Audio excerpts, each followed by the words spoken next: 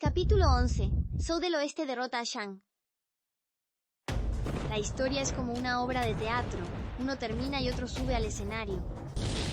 Lo que reemplazó a Shang fue la tercera dinastía en la historia de China. ¿Zhou? Según los registros del gran historiador, Zhou reemplazó a la dinastía Shang bajo el liderazgo de 4 generaciones. Shu era una tribu antigua que administraba la agricultura desde los tiempos de Yao y Shun. Los gatitos Zhou pasaban el día cultivando la tierra y siendo acosados por las tribus bárbaras de alrededor. Por eso, el primer líder de Zhou convocó a todos los ciudadanos. ¿Están listos? Esperando tu orden, jefe. Nos mudamos todos. Nada de holgazanear, síganme. Así que la tribu Zhou se trasladó en masa a la zona del monte Qi y allí echaron raíces. Este es el origen del nombre Shi Qi. El primero tenía visión de futuro, él y su hijo. El segundo desarrollaron constantemente la tribu. Director, ya no me toca salir. Los gatitos Zhou construyeron ciudades, revivieron la agricultura. Gracias al esfuerzo incansable de 2 generaciones, Zhou se volvió cada vez más estable. Y nadie volvió a atreverse a molestarlos. Todo era próspero. Pero ¿cómo terminó Zhou en el camino de la rebelión? Aquí entra el tercero de Zhou, el gatito Rei Wen. Jeje, fui yo quien se rebeló. El gatito Rei Wen era un líder muy justo. En este mundo lo más importante es la justicia. Respetaba a los ancianos y valoraba el talento. Hermano, tú primero. Bajo su gobierno, la tribu Zhou se volvió el doble de poderosa. ¿Cuán poderosa? Tan poderosa que hasta la dinastía Shang empezó a inquietarse. ¿Crees que soy vegetariano? Así que la dinastía Shang encarceló al gatito Rei Wen. Para rescatar a su rey, los gatitos Zhou le enviaron al rey de Shang un montón de tesoros. ¡Rápido, entreguen todo el dinero para salvar al jefe! Pagaron una enorme fianza para recuperar al gatito Rei Wen. Jefe. Haber ido a prisión sin razón puso muy furioso al gatito Rei Wen. ¡Maldición! Por eso, el gatito Rei Wen trabajó aún más duro en desarrollarse. Reunión, vengan todos. Reclutó talentos por todas partes a buen sueldo. Pescas muy bien, ven a trabajar conmigo. Cultivó constantemente buenas relaciones con los reinos vecinos. Y luego hacemos esto y aquello. Y en secreto fue eliminando uno a uno a los estados vasallos que apoyaban a Shang. Así poco a poco, el gatito Rei Wen finalmente se murió. Yo morí de exceso de trabajo. La pesada tarea de la venganza cayó sobre el cuarto su hijo, el gatito Rei Wu. Director, espera, aún no me cambié la ropa. En ese entonces la dinastía Shang ya era un completo caos. Tras años de desarrollo, el gatito Rei Wu sintió que era el momento. Así que gritó: Me voy a rebelar. Con ese grito, de repente aparecieron muchos señores que querían unirse a él. Jefe. La reacción de los señores le confirmó al gatito Rei Wu que destruir Shang estaba al alcance de la mano. Pero esta vez no siguió adelante, sino que regresó para seguir acumulando fuerzas. Y pasaron otros 2 años acumulando. 2 años después, Shang estaba tan caótica que hasta los músicos de la corte huyeron. Ya no se puede tocar música aquí, me voy a crear mi propia música. Esta vez cuando el gatito Rei Wu anunció que atacaría a Shang, ¡Esta vez de verdad me rebelo! los señores que se unieron fueron muchos más. Jefe. El ejército rebelde contra Shang era inmenso. ¿Abran paso? Por donde pasaban, lo conquistaban todo. ¡Más rápido, muchachos! En un santiamén, el ejército de Shang quedó destrozado. La victoria en la gran batalla también significó que Zhou derrocó oficialmente a la dinastía Shang. Bajo el liderazgo de 4 generaciones de líderes, la dinastía Zhou se estableció oficialmente. Pero ¿cómo consolidarían los gatitos Zhou su gobierno en esta nueva dinastía y este nuevo mundo? Próximo capítulo, el duque de Zhou gobierna el país. Acuérdense de venir a verlo. Capítulo 12. El duque de Zhou gobierna el reino. Solemos decir que vamos a soñar con el duque de Zhou. Entonces, ¿quién es el duque de Zhou? En el episodio anterior, vimos cómo el rey Wu destruyó la dinastía Shang y fundó la dinastía Zhou. Con el nuevo reino y las nuevas cosas, había un montón de problemas esperando a que el rey Wu los resolviera. ¿Cuántos deberes? Pero antes de poder hacer nada, el rey Wu se murió. No llevaba ni 2 años fundado el reino cuando murió el jefe y el heredero era muy joven. En ese momento apareció un salvador. Él es el duque de Zhou del que hablamos. Yo ayudaré al joven heredero. El duque de Zhou se apellidaba Ji, se llamaba Dan y era hermano del rey Wu. ¿Qué tipo de persona era? Básicamente era un personaje perfecto. Desde pequeño, el duque de Zhou tenía una virtud excepcional, era leal y bondadoso. Padre, mi hermano ha faltado hoy a clase. Pero no lo castigues. Cuando su hermano enfermó, rezó así. Soy hábil y talentoso. Si alguien tiene que morir, que sea yo. ¡No te lleves a mi hermano! Cuando su sobrino enfermó, rezó. ¡Oh, ¡vamos! Es solo un niño. Si hay que sufrir, déjame a mí. De verdad era puro y sin pretensiones. Pero el duque de Zhou también era muy capaz. En las batallas por conquistar el reino destacó en combate. Y cuando se fundó la dinastía Zhou occidental, se convirtió en un trabajador incansable. Buscaba talento con desesperación. Reclutamos, necesitamos gente capaz. Si alguien talentoso venía a verlo, dejaba de lavarse el pelo y salía a recibirlo. Señor, ha venido. O dejaba la comida a medias y salía corriendo. ¡Usted ha llegado! ¿No puedes terminar de comer? En fin, se mataba trabajando. Pero tenía sus razones para hacerlo. La dinastía Zhou occidental acababa de fundarse y la situación era muy tensa. Los gobernantes de la dinastía anterior habían sido derrotados, pero los nobles seguían ahí. A menudo usaban su poder para causar problemas.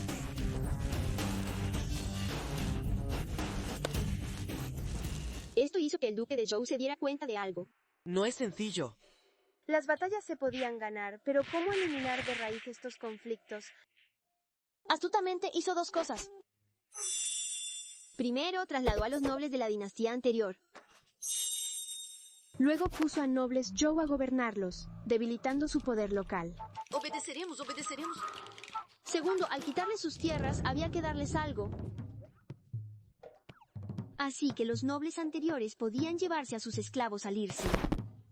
Y en los nuevos lugares también podían ser funcionarios. Con mano dura y diplomacia, los viejos nobles dejaron de armar líos. Mejor conformarse. Si no, te pueden ejecutar. En aquella época, la dinastía Zhou occidental aplicaba el sistema feudal. El gobierno central daba tierras a señores designados, quienes fundaban nuevos estados.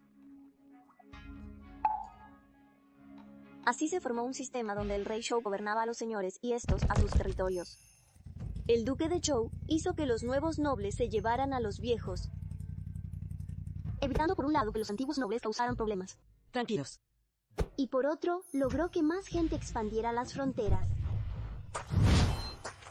Esta brillante forma de gobernar le dio al duque de Zhou un gran prestigio. Sin embargo, no se le subió a la cabeza. En cuanto el joven heredero creció, el duque de Zhou volvió a ser un simple súbdito. ¿A que no es como otros traidores? Un duque de Zhou tan perfecto recibió elogios altísimos en la historia. Su apoyo ayudó a la dinastía Zhou a superar la etapa inicial tan inestable. Especialmente al fortalecer el sistema feudal, calmó los conflictos y expandió el territorio. Esto sentó las bases para el desarrollo posterior de Zhou. Pero también plantó las semillas de su futura destrucción. ¿Por qué?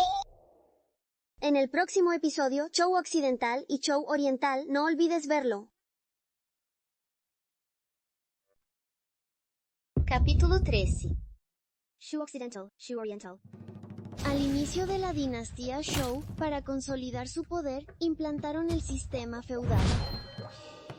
Básicamente, el rey Zhou les daba un territorio a los señores feudales. El mundo es grande. Id a explorarlo. Gracias, gran rey. Los señores iban a sus territorios a mandar. Haré que las doncellas vistan uniformes de marinera. De vez en cuando pagaban su cuota de protección al rey Shou Gran rey libre de impuestos. y tenían que ayudar en las batallas. ¿A quién atacamos, jefe? ¡Que salga! Chaval, abre la puerta. El jefe Shou gobernaba desde el centro, mientras los señores expandían el territorio y protegían al emperador. Un reino eterno, ¿verdad? No. El reino Shou cambió por completo con un culebrón de los buenos. Este es el famoso evento de las hogueras que engañaron a los señores, también llamado bombazo. ¡Escándalo! Rey Yu, un sinvergüenza con su amante, ofende a la familia de su esposa. El protagonista es el 12º rey de Chou, el sinvergüenza Rey Yu. Cuando subió al trono, Chou ya tenía problemas internos y externos, desastres naturales y enemigos poderosos. Y él, ocupado acumulando riquezas. Para destacar su vileza, el destino le puso una amante con cara de póker, la concubina Bao Si. Bao Si era muy hermosa, pero nunca sonreía. Esta mujer tan pura y natural captó la atención del mandamás. Me encanta. El rey Yu intentó de todo para conquistarla, pero ella siempre estaba fría. Hiciera lo que hiciera. ¿Qué hago? En esa época Chou tenía un sistema de alarma con torres de señales, una cada cierta distancia. Si había peligro en el centro, encendían la hoguera y los señores venían con sus tropas al rescate. ¡Rápido, a salvar al jefe! Era un sistema vital. Pero el rey Yu lo usó para ligar. Emocionante, ¿verdad? Cada vez que los señores llegaban corriendo se quedaban desconcertados. Y al ver a los señores confundidos, Bao Si se reía feliz. Eso fascinaba al rey Yu. ¡Qué emoción! Por consentirla, hasta destituyó a la reina y al príncipe heredero. ¿Esposo? Cariño. Esta destitución causó un gran problema. La familia de la reina se enfureció. ¡Maldito! Como señores feudales, la familia de ella trajo aliados y atacó la capital. ¿Te atreves a lastimar a mi niña? Esta vez el rey Yu encendió las hogueras, pero ningún señor acudió. Gran rey, la hoguera está encendida. ¡Que le den! Sin refuerzos suficientes, en un abrir y cerrar de ojos, el ejército de la familia acabó con el rey Yu. ¡Tu golpe ascendente! Tras derrotar al rey Yu, los señores de la familia pusieron al antiguo príncipe como nuevo emperador Chou, el rey Ping. Luego trasladaron la capital hacia el este, conocido como la migración del rey Ping al este. Este evento dividió la historia de Chou en dos. Antes se llamaba Chou Occidental, después de la migración, Chou Oriental. El inicio de Chou Oriental marcó la decadencia del poder de la Casa Real. El sistema feudal es como una empresa que sale a bolsa y reparte acciones a sus empleados. Los empleados, para que sus acciones valgan más, trabajan aún más duro. Esto hizo que Chou, bajo el impulso del feudalismo, expandiera su territorio constantemente, pero al mismo tiempo fortaleció a los señores feudales. Al final, el rey Chou perdió el control sobre ellos y el reino entró en una era de reinos combatientes. ¿Y qué pasó con la historia de Chou Oriental? Esperad la segunda temporada, volumen Primaveras y Otoños y Reinos Combatientes. Episodio 14. Aparece el hegemón. El gobierno de la dinastía Chou, tras varios emperadores incompetentes, perdió totalmente el control. No solo trasladaron la capital, sino que los vasallos dejaron de obedecer. Desde entonces, los señores feudales se alzaron y comenzó el periodo de primavera y otoño, una era de conflictos constantes. En esa época, los estados feudales empezaron a expandir su poder. ¡Este mes hay que cumplir la cuota! ¡Faltan recursos! ¡La cobertura no alcanza! ¡Vengan a trabajar horas extra! Y se devoraban entre sí. En medio de del caos surgieron 5 estados más poderosos. Los gobernantes de estos 5 estados recibieron un nombre imponente, los 5 hegemones de primavera y otoño. Y hoy hablaremos del primero de los 5, el gobernante del estado de Qi Huanggong. Huanggong se llamaba realmente Xiaobai. Según su propia descripción, le gustaba divertirse. El vino. Y las mujeres. Cariño. Ay, no, con este perfil debería ser un tirano o un rey que arruinó su reino. Tengo miedo. Pero no fue así. Yo no. La razón es que tenía un ministro brillante, Guanchong. Guanchong lo ayudó a enriquecer el país y fortalecer el ejército. Y la nación prosperó enormemente. ¡Ánimo! ¡Esfuerzo! Pero dicho esto, Huanggong y Guanchong no estuvieron juntos desde el principio. Su historia es bastante curiosa. Chico de enfrente, mírame, mírame, mírame. En aquel entonces, Huanggong competía con su hermano por el trono. Debo regresar primero para heredar el trono. ¡Prueba mi flecha! Como subordinado del bando rival, Guanchong intentó asesinar a Huanggong por su amo. Te mataré, maldito ermitaño. Pero falló, y Huanggong fingió estar muerto para escapar. ¡Sí, lo logré! Menos mal que falló, mejor me hago el muerto. Huanggong regresó a la capital y heredó el trono sin problemas. Tráiganlo, voy a enseñarle. Lo que es bueno. ¡Me vengaré de esa flecha! Así fue como capturaron a Guanchong. ¡Suéltenme! Aunque Huanggong estaba furioso, no lo castigó porque reconoció su talento. ¿Tienes talento? ¡Únete a mí! ¡Es el destino!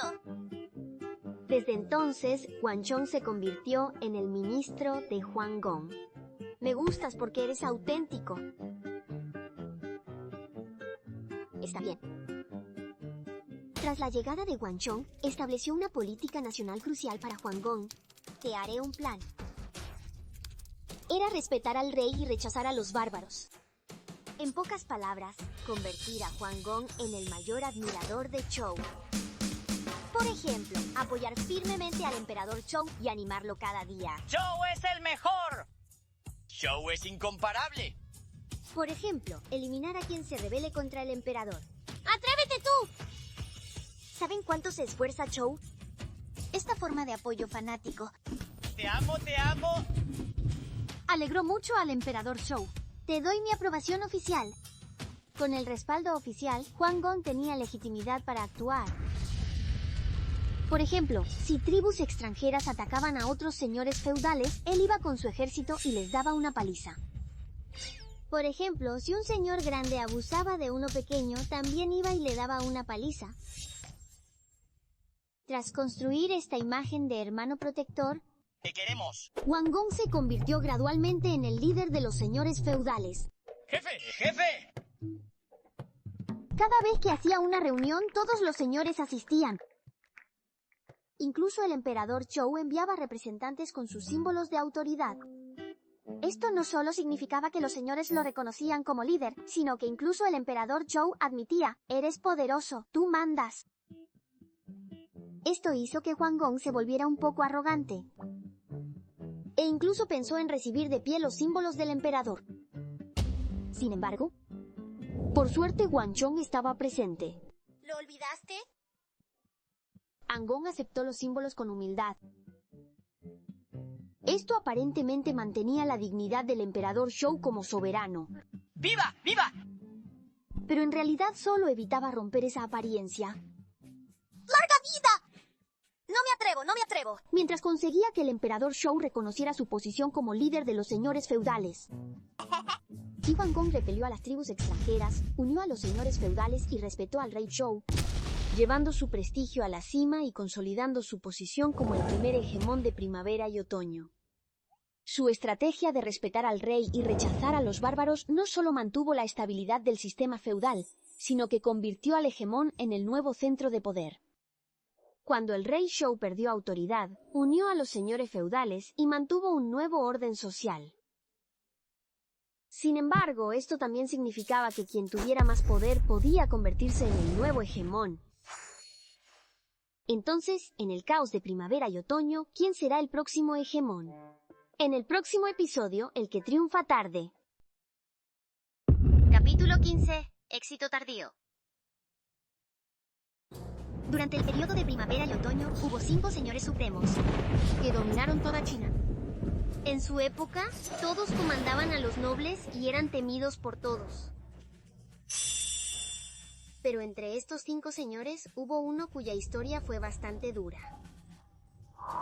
Se trata del famoso duque Wen de Jin, Chong-er. Chong-er fue virtuoso y estudioso desde pequeño. Siempre estuvo rodeado de un grupo de compañeros muy capaces. ¡Perseguidle! Alcanzadle. Vamos con la realidad. Tenía todo para ser un líder de éxito. Pero el destino no le dio un buen comienzo. Es un poco complicado, vamos a explicarlo. Primero, la concubina de su padre le acusó de traición. Mi señor, ellos no son gente de fiar. Entonces su padre intentó matarle. ¡Guardias! ¡Id y matadme a ese hijo ingrato! Chong-er se escondió durante varios años, hasta que finalmente su padre murió. ¡El señor ha muerto! Entonces su hermano heredó el trono. Su hermano, al subir al poder, temía que él volviera para arrebatarle el trono. Así que su hermano también intentó matarle. ¡Buscad, buscad! El pobre Chong-er vivió en el exilio dependiendo de otros. Durante 19 años recorrió Di, Wei, Shi, Cao, Song, Zheng y Chu. Damos como un vagabundo. Por suerte, al final del viaje, tuvo la oportunidad de dar la vuelta a su suerte. Y eso fue en Jin. En aquel momento, Jin había ofendido bastante a Qin. Por ejemplo, no entregó las tierras prometidas a Qin. Por ejemplo, cuando hubo hambruna, pidió ayuda a Qin. ¡Ayuda! Toma. Pero cuando Qin sufrió hambruna, ¡Ayuda! Qin atacó a Qin. Y así, Qin guardaba mucho rencor. Así que decidió derrocar al actual gobernante de Jin y poner a Chong-er en el poder. Para Chong-er, esto fue como lluvia en el desierto. Ni siquiera tuvo que buscar el apoyo de Qin. Ellos mismos se lo ofrecieron. No solo le dieron lujos, sino que le enviaron 5 esposas. Así, Chong-er, con la ayuda de Qin, regresó a Jin.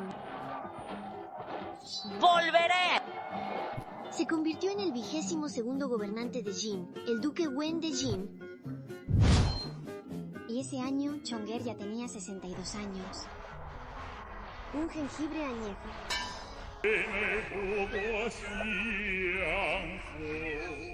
Aunque era mayor, no perdió su ambición de hacer grandes cosas. Ambición. Chong-er decidió seguir el ejemplo del anterior señor supremo, el duque Fan de Qi, y buscar la supremacía mediante el lema respetar al rey y expulsar a los bárbaros. Pero antes de que pudiera actuar, el rey Zhou fue perseguido por rebeldes internos. ¡Jefe! ¡Alguien está persiguiendo al rey Shou! Chong-er reunió rápidamente sus tropas y fue a aplastar a los rebeldes. ¡A por ello! ¿Cómo os atrevéis a tocar al rey? Escoltó al rey Zhou de vuelta a la capital sano y salvo. ¡No te estás en casa! Esta hazaña le ganó el favor del rey Shou. Y también grandes extensiones de tierra. Su prestigio internacional aumentó considerablemente.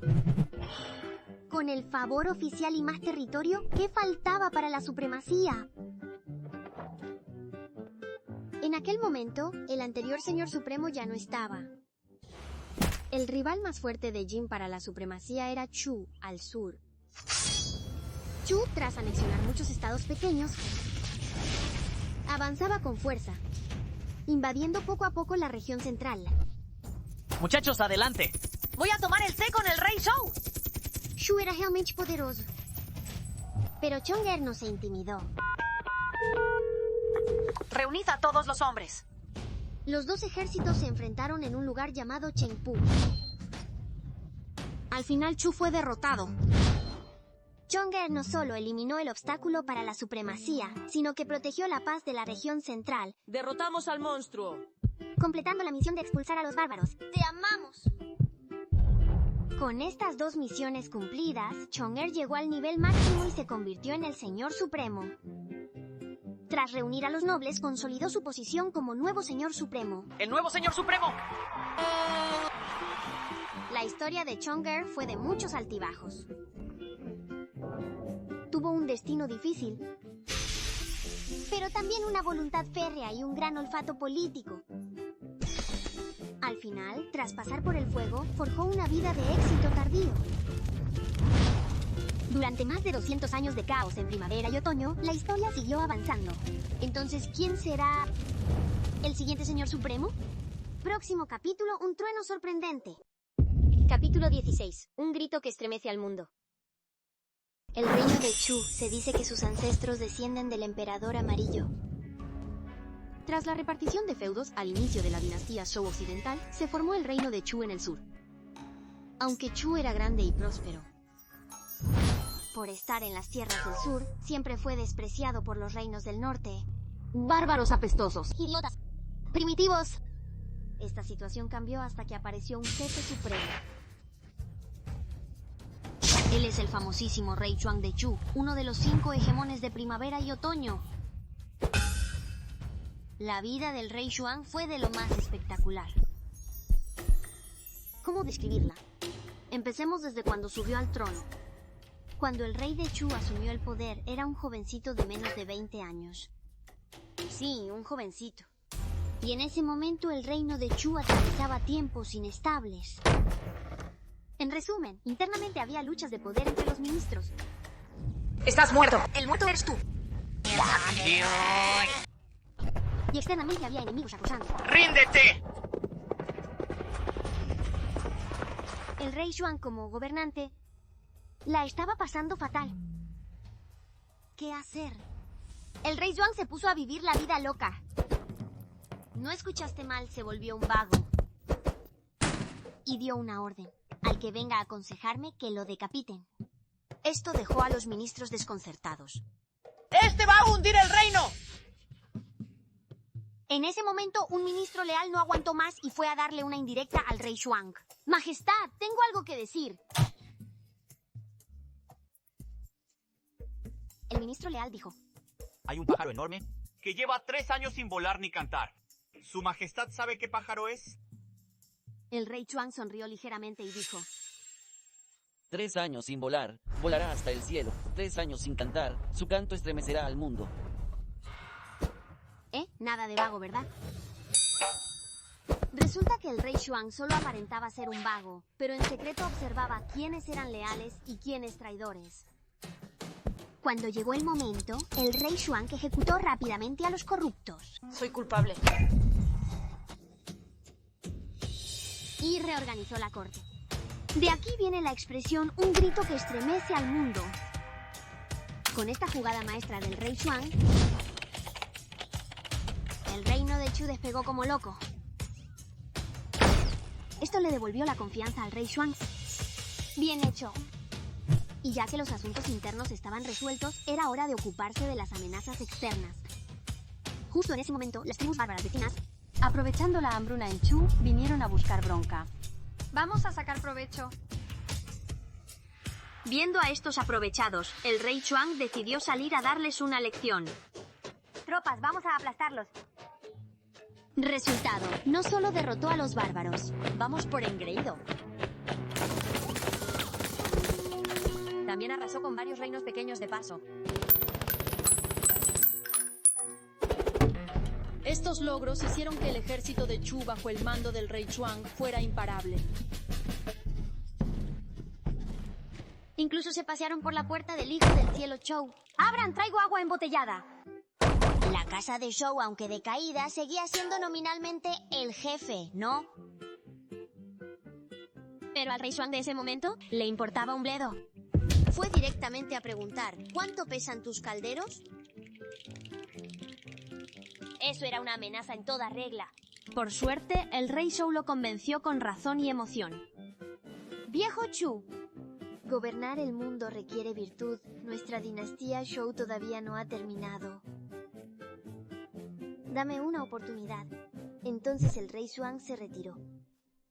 De ahí viene la expresión disputar la supremacía. La fuerza del ejército de Chu le permitió avanzar por la llanura central. El rey Xuan incluso derrotó al poderoso reino de Jin. Finalmente, tras años de conquistas, la mayoría de los señores feudales se sometieron al rey Xuan. Este reino considerado bárbaro del sur finalmente se convirtió en hegemón bajo el liderazgo del rey Xuan. El éxito del rey Xuan no solo se debió a su valentía, sino también a su astucia. El cerebro es importante. Sin la paciencia inicial no habría tomado el poder. Ni existiría un Chu tan poderoso. Y mientras Chu se convertía en superpotencia, a su lado, un pequeño reino también crecía en silencio. ¿Quién es? Escuchen el próximo capítulo, Terror en el Sureste. Episodio 17. Terror en el Sureste. Cuando el padre muere, hereda el hijo. Cuando el hermano mayor muere, hereda el menor. Así era el sistema de sucesión en la antigüedad. En pocas palabras, el viejo pasaba el trono al hijo. O el hermano mayor al hermano menor. En la era de las primaveras y otoños, una época de guerra, en algunos reinos el padre dejaba el trono al hijo. ¡Papi! En otros, el hermano mayor al menor. Y en otros se mezclaba todo. Te lo dejo a ti. El protagonista de este episodio es un hijo primogénito con muy mala suerte, el rey de Wu, Helu. Todo empezó desde el principio. Desde pequeño, Helu tenía grandes ambiciones. Voy a hacer cosas importantes. Primero quería ser rey. Segundo, quería ser el líder supremo. Lástima que nunca lo consiguió. El motivo era que su familia quería pasarle el trono a su tío cuarto. Ay, no puedo dejar de ser encantador, qué fastidio. Así que para que su tío cuarto fuera rey, la familia decidió seguir las normas de sucesión.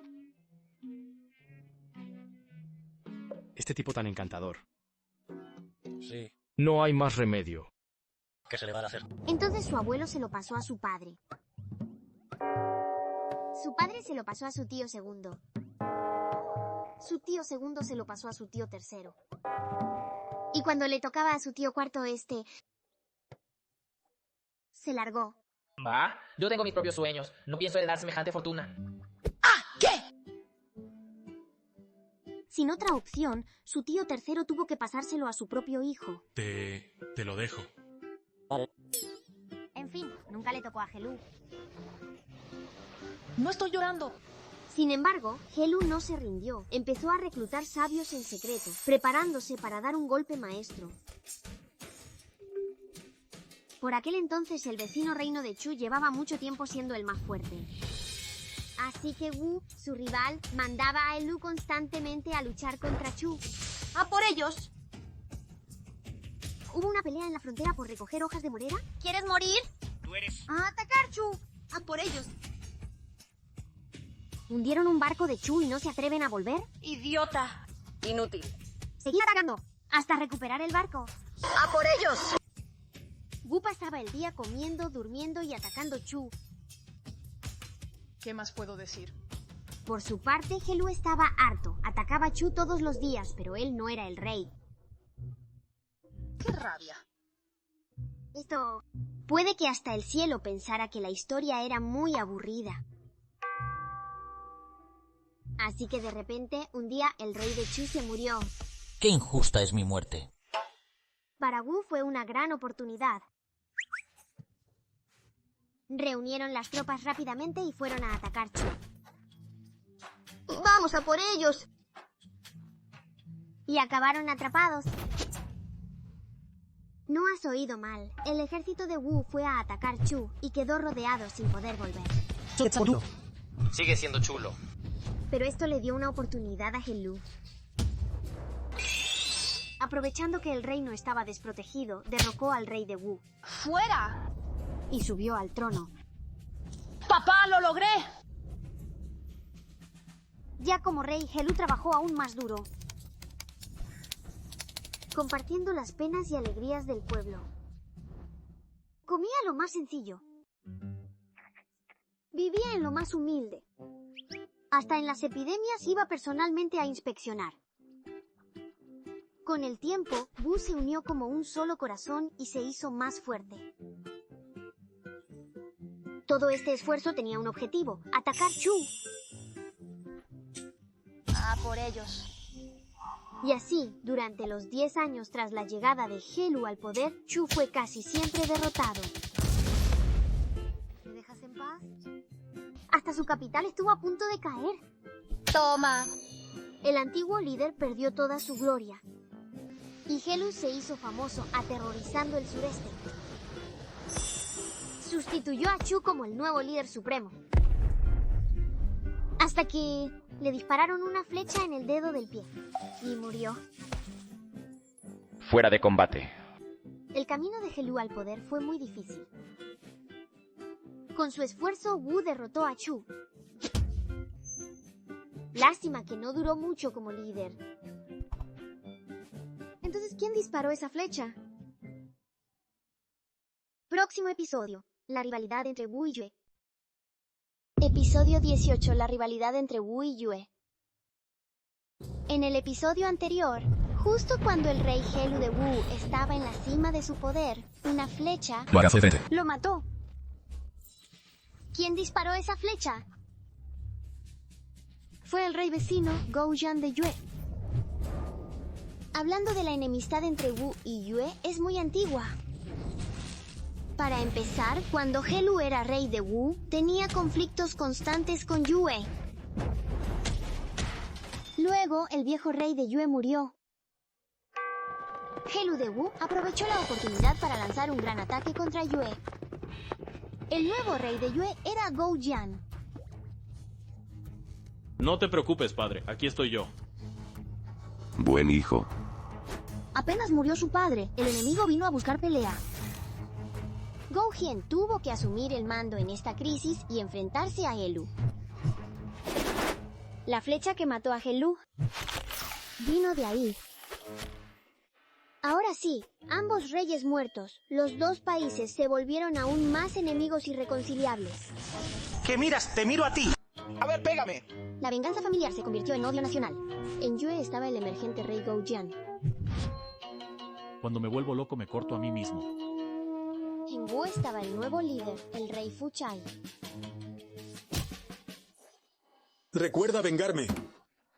¡Papá! Fuchai era valiente por naturaleza. Para vengar a su padre, entrenaba día y noche. También puso a un sirviente en el patio. Como acordamos, quédate quieto. Cada vez que él pasaba, el sirviente gritaba: Fuchai. ¿Ya olvidaste que el rey de Yue mató a tu padre? No lo he olvidado. Así se recordaba a sí mismo que debía vengarse. ¡Papá! Gracias al esfuerzo de Fuchai, Wu poco a poco superó la derrota y se preparó para la venganza. Mientras tanto, Goujian, que había vencido a Wu, se confió demasiado. Sabiendo que Wu aún se recuperaba, atacó imprudentemente. Iré a acabar con él. Pero Fuchai lo rodeó en el monte Kuaiji. Goujian demostró ser alguien curtido en batallas. No se asustó ante el peligro. Y entonces, se arrodilló en el acto y le rogó a Fuchai que lo perdonara. Gran rey. No esperaba esto. Goujian no solo se ofreció a ser vasallo de Fuchai. Aquí los tiene. Era lo más rastrero posible. Si no me perdonas, me mato. Claro, con tanta humillación, Fuchai olvidó su venganza y lo perdonó. ¡Me largo! ¡Me da asco! Pero en el corazón de Goujian ardía un fuego de venganza. Se mantuvo en la sombra, durmiendo en una cama de ramas secas. Qué pinchazos. Y de vez en cuando lamía la hiel colgada en su cuarto. Qué amargo. Todo para recordarse a sí mismo. ¿Olvidaste la humillación del monte Kuai-ji? De ahí viene la expresión dormir sobre leña y probar la hiel. Goujian compartió penas con su pueblo y Yue se volvió más fuerte que antes. Siempre listo para ajustar cuentas con Wu. La venganza del caballero no llega tarde, aunque tarde 10 años. Esperé 10 años por este día. Venganza, ataquen. Vaya, sí que guarda rencor. Después de vencer a Yue, Fuchai avanzó constantemente hacia el norte. ¡Abran paso! ¡Abran paso! Peleando por todas partes, buscando la hegemonía. Aunque su fama se extendió lejos, las guerras continuas debilitaron su país. No aguanto más. Uno acumulaba fuerzas, el otro se desgastaba en guerras. Así que cuando Goujian atacó de nuevo, Fuchai fue rodeado. Goujian no le dio ninguna oportunidad. Lo eliminó directamente. ¿Queda en tus manos? Así, Goujian lavó la humillación de su derrota, acabó con Wu personalmente, fue al norte a competir por poder y se convirtió en el último hegemón de la época de primaveras y otoños. En esta era caótica de primaveras y otoños, la competencia entre los estados del sur también fue feroz. Si en ese momento, con la inestabilidad del norte, un gran estado del sur hubiera invadido, quizá los cimientos de la cultura china habrían cambiado. ¡Qué suerte! Tras años de guerras, la época de primaveras y otoños llegaba a su fin. ¿Qué sucederá en la región central en guerra? Próximo episodio, la división de Jin. No olviden verlo.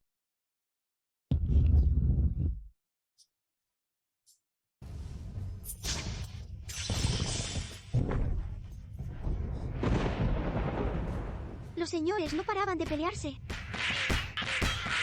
600 años después, al final del periodo de primavera y otoño, la mayoría de los estados habían sido conquistados y habían desaparecido. Solo quedaba el emperador Zhou, ya pasado de moda, y unos pocos estados supervivientes. Y de los que sobrevivieron, el más fuerte era Jin.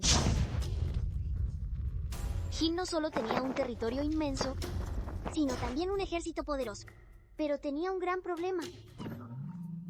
Y era que Jin no tenía gente de confianza. Sí, esto es un poco complicado, sigue leyendo. Resumiendo, Jin tuvo conflictos internos que terminaron con sus familiares exiliados o sin poder. ¿Y qué provocó esto? Que el poder de Jin acabó en manos de sus ministros. Jin era grande, pero estaba controlado por ministros corruptos. 4 grandes facciones controlaban el gobierno de Jin. Las familias Shi, Chao, Wei y Han. La familia Xi era la más fuerte. Por eso los Xi siempre abusaban de las otras 3. Venga, invítame a comer. Una vez, los Xi exigieron tierras a las familias Han y Wei. Oye, dame algo de tierra para divertirme. Las familias Han y Wei, intimidadas por el poder de los Xi, no tuvieron más remedio que aceptar. Easy. Pero cuando los Xi pidieron tierras a la familia Zhao, Oye, dame un poco de... los Zhao se negaron, y esa negativa trajo consecuencias. ¡Se me hinchó la cara! ¡Qué rabia! Los Xi arrastraron a Han y Wei para atacar a los Zhao. Los Zhao se encerraron tras las murallas sin salir. Cerrad bien, no les hagáis caso. Y los Xi intentaron inundarlos. Cuando ya no aguantaban más, los Zhao llamaron a Han y Wei. Si hoy puede conmigo, mañana irá a por vosotros. Han y Wei lo pensaron. Es verdad. Así que las 3 familias conspiraron en secreto. Primero, los Shao desviaron el agua hacia el campamento de los Chi. ¿Qué está pasando? Cuando los Chi estaban en pánico intentando contener el agua, ¡Rápido, tapadlo, tapadlo! Han y Wei atacaron por los flancos. ¿Qué? Los Chi estaban atónitos. ¿Qué pasa? Al final, Han, Shao y Wei atacaron a los Chi desde 3 frentes. Los Chi cayeron al instante. Desde entonces, el poder de los Chi fue repartido entre las 3 familias. Las familias se convirtieron en 3. Han, Shao y Wei no solo controlaban el gobierno de Jin, sino que también expandían su poder. Y su influencia crecía cada vez más. Incluso el emperador Zhou, ya sin poder, tuvo que reconocer su fuerza y les concedió el título de señores feudales. ¿Qué, vosotros jefes ahora? El gigante Jin del final de primavera y otoño no cayó por enemigos externos, sino que se dividió desde dentro.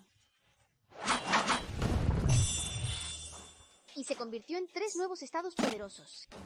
Durante primavera y otoño, los señores aún respetaban las leyes de Zhou, y por fuertes que fueran, solo se atrevían a aspirar a la hegemonía.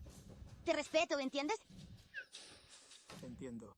Solo había anexiones entre estados, pero casi nunca traiciones de inferiores a superiores. Pero la división de Jin marcó la lucha entre las nuevas fuerzas feudales y la vieja nobleza. El emperador Zhou no castigó a Han, Shao y Wei, sino que les concedió el título de señores.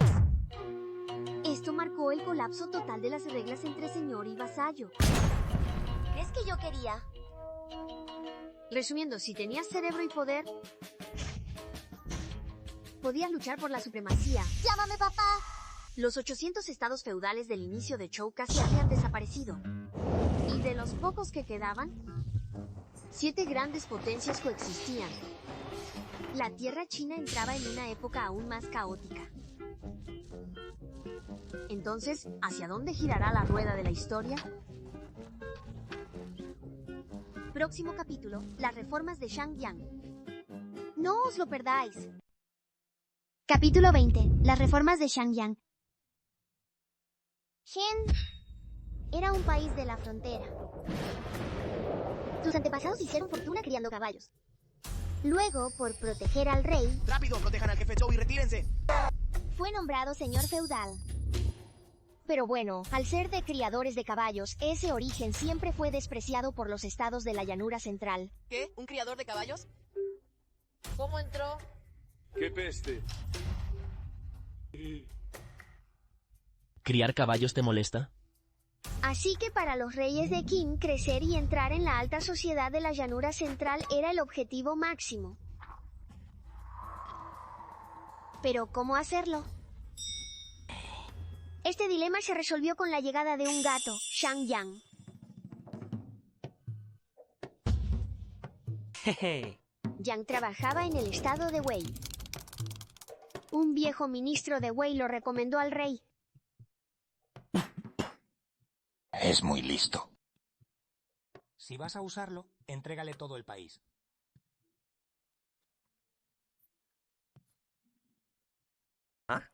Lástima que el rey de Wei no escuchó. ¿Se volvió loco el viejo? Así fue como Yang llegó a la familia Qin con sus teorías de gobierno. Al principio, el rey de Qin no confiaba en las teorías de Shang Yang. Parece puro cuento. Pero tras 4 reuniones, Shang Yang conquistó al rey de Qin. Eres genial. Quédate esta noche a hablar de asuntos de Estado. Conseguido. Y así, un plan de mejora de Qin dirigido por Yang comenzó. Vamos, vamos. Se llaman las reformas de Shang Yang. Primero abolió el sistema de nobleza hereditaria e implementó el sistema burocrático. En simple, el sistema del padre gobierna y luego el hijo. El padre gobierna y se lo da al hijo. Se convirtió en el padre gobierna y se lo da. Se lo da un demonio. ¿Terminaste, te vas? La ley no solo debilitó el poder local de los nobles, sino que fortaleció el control central sobre las regiones. Esto fue el germen del sistema de prefecturas de Qin años después. Y del centralismo de los 2000 años de sociedad feudal en China. Las reformas de Yang tenían dos objetivos principales. Uno, enriquecer el país. En ese momento ya existían herramientas de hierro. La productividad aumentó muchísimo. Así que Yang ordenó, cuanto más cultives, más premios recibes. Y si había 2 gatos adultos en casa, debían separarse. Y pagar impuestos por familia. Así la gente cultivaba más tierra y ganaba más. Y el Estado recaudaba más impuestos. 2 pájaros de un tiro. Luego fortalecer el ejército. Yang implementó el sistema de rangos militares en Qin. Básicamente ibas a la guerra a cortar cabezas. ¡No corras! ¡Déjame cortarte una vez! ¡Solo una! ¡Ni loco te creo! Por cada cabeza te anotaban un mérito. ¡A ver a dónde vas! Cortabas suficientes cabezas y te daban dinero, casa. Y hasta un puesto oficial. Esta norma fue increíble. La gente de Qin se volvió loca de emoción. ¡Adelante! ¡Adelante! ¡Venganza! Porque la ley decía, para enriquecerte primero corta cabezas. ¡Vamos! ¡A ganar dinero! Imagínate, después de esto, para el ejército de Qin, las cabezas enemigas ya no eran cabezas. Hermanos, llegaron los cajeros automáticos. ¡Al ataque! Cada soldado de Qin en el campo de batalla parecía drogado, cortando como loco. Por eso los soldados de los 6 estados temblaban al ver al ejército de Qin. Jefe, esto es un monstruo, ¿no? Yang animaba a todos a cultivar sin parar. Vamos. Y a cortar cabezas sin parar. Bien hecho. Las reformas de Yang tuvieron gran éxito. Qin se convirtió en pocos años en el estado más poderoso de los reinos combatientes. No solo dejó atrás el atraso, sino que se volvió una bestia imparable. En esa era de conquistas, entre los estados parecía competencia militar. Pero en realidad era una batalla de reformas. El nuevo desarrollo necesitaba nuevas instituciones. Las reformas de Shangyang fueron ese cambio. Su grandeza está en que influyó en todo el futuro de Qin. No solo puso las bases para que Qin unificara el mundo, sino que algunas cosas se mantuvieron en otras dinastías. El avance de Qin era imparable. Entonces, ¿cómo responderían los otros 6 estados? Próximo capítulo, la alianza de los 6 estados.